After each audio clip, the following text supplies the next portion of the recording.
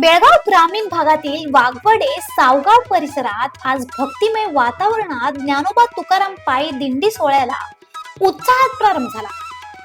जय रामकृष्ण हरी ही सांप्रदायिक वारकरी सेवा संघाच्या वतीने भव्य पालखी सोहळ्याचे आयोजन करण्यात आले आहे.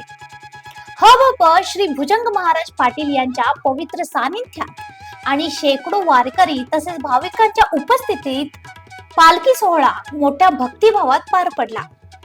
कीर्तन, भजन आणि वारकरी संप्रदायाच्या समृद्ध परंपरेचे दर्शन घडवणाऱ्या या सोहळ्याने परिसर भक्तिरसाने वाहून निघाला. या प्रसंगी ग्रामीण भागाचे आमदार व मंत्री लक्ष्मी हेब्बाळकर यांनी पालखीचे विधिवत पूजन करून श्री विठ्ठल रुक्मिणीचे दर्शन घेतले.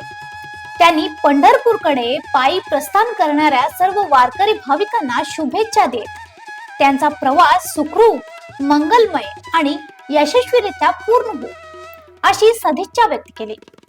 आजपासून श्री क्षेत्र पंढरपूरच्या दिशेने निघालेल्या या दिंडी यात्रेत मोठ्या संख्येने वारकरी सहभागी झाले आहेत. यावेळी वारकरी संत, भाविक, विविध गावातील ज्येष्ठ नागरिक, पक्षाचे पदाधिकारी आणि कार्यकर्ते मोठ्या संख्येने उपस्थित होते.